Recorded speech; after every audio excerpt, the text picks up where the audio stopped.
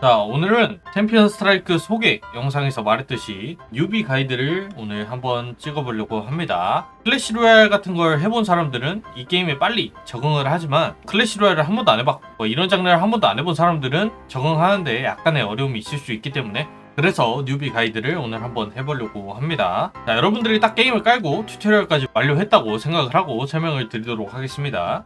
카드들의 특성을 알아보기 전에 서로 카운터 치는 특성들 그런 것들을 좀 알아볼 텐데, 자, 이 세 가지 카드가 있어요. 자, 단일 대상을 때릴 수 있는 이 워리어 카드가 있고, 자, 이 물량 부대, 그렘린 부대가 이게 유닛을 되게 많이 소환을 하죠. 튜토리얼에 나왔던 것처럼 물량 카드가 있고, 그리고 광역딜을 줄 수 있는 이 마법사 카드가 있습니다. 쉽게 말하면 이 세 가지 카드가 모두 서로 카운터를 칩니다. 자, 워리어 카드는 단일 대상 카드라 했죠. 얘는 유닛 한 명밖에 못 때리니까 이 그렘린 부대를 통해서 막으면 기사가 아무것도 못하고 죽겠죠. 자, 근데 그렘린 부대를 막기 위해서는 얘가 물량이 많으니까 이 광역딜 마법사 카드로 그렘린 부대를 잡으면 되겠죠.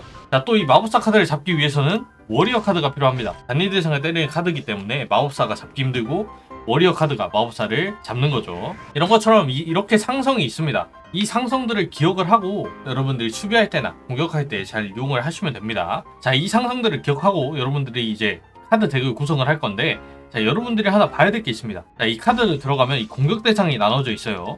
자, 워리어는 지상밖에 못 때리죠. 자, 근데 마법사 들어가면 공격 대상이 지상, 공중 둘 다 됩니다. 이렇게 공격 대상이 나눠진 게 있습니다. 자, 여기까지는 뭐 당연한 이야기죠. 하지만 보라 한 게 골리앗 같이 공격 대상이 건물만 때리는 얘들이 있어요. 이 건물만 때리는 얘들은 상대 유닛을 전혀 안 때리고 다 무시하고 건물만 달려가서 때립니다. 그렇기 때문에 이거를 알아두고 카드를 사용하셔야겠죠.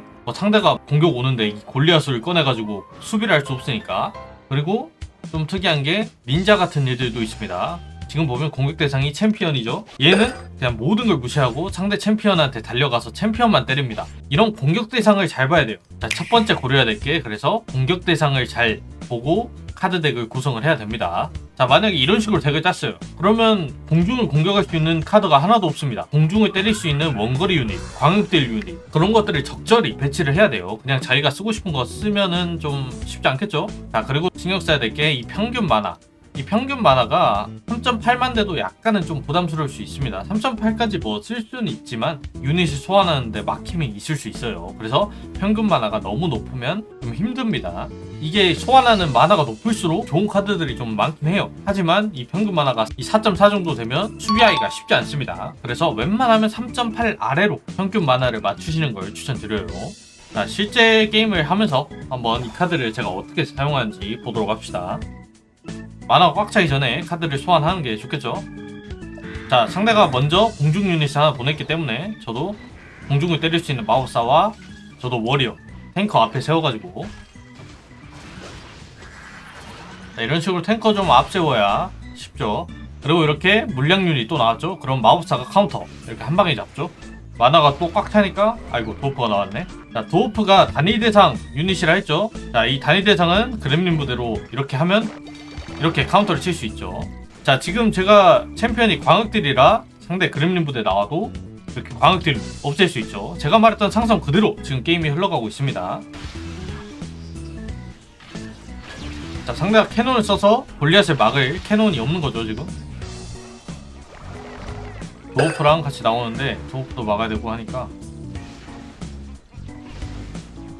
이거 한 방에 죽어버리네. 자, 상대가 공중유닛 멀리 있으니까 메테오 한방, 마법으로 타워랑 피를 같이 깔 수 있는 거죠. 자, 또 탱커 앞세우고 원거리 딜러.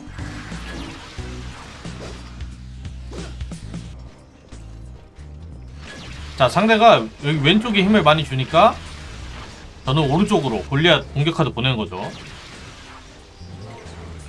자, 이 광역딜로 그렘린 부대 또 잡아주고. 자, 골리앗이 지금 타워를 엄청 많이 때렸죠. 원거리 유닛만 수비로 보내면 원거리 유닛이 죽을 수도 있어서 이렇게 앞에 탱커를 하나쯤은 앞세우고 가면 좋아요. 자, 계속 이제 골리앗으로 상대의 타워를 두드려 봅시다. 자, 또 그렘린 부대 나왔죠? 그럼 광역딜로 없애주면 됩니다. 자, 광역딜로 한 방에 없어지죠. 자, 이렇게 마법 카드가 있으면 상대 타워가 피가 없을 때 한 방에 마법으로 깰 수도 있습니다. 자, 제가 말했던 상성대로 수비를 하고 공격을 하고 했습니다.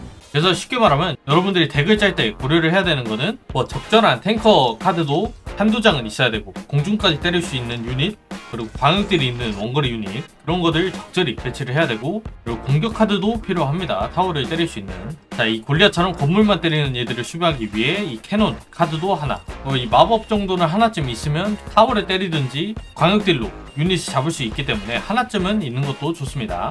이런 식으로 적절하게 카드들을 잘 구성을 해야 되고요. 그리고 평균 만화를 잘 신경 써야 됩니다. 웬만하면 3.8 아래로 구성을 하시는 걸 추천드려요. 그래야 유닛을 소환할 때 부담 없이 수비를 잘하고 공격을 잘할 수 있다고 생각을 합니다. 자신만의 덱과 어울리는 챔피언들을 잘 조합을 해서 사용을 하시면 될 것 같습니다. 뉴비분들은 오늘 제가 말했던 것만 잘 숙지를 하고 이 게임을 한다면 충분히 초반에는 잘 할 수 있을 거고, 점점 갈수록 자신만의 전략이나 뭐 그런 것들이 생길 거니까 제가 말한 것들을 참고하고 나중에는 자신만의 방법으로 바꾸시는 걸 추천드립니다.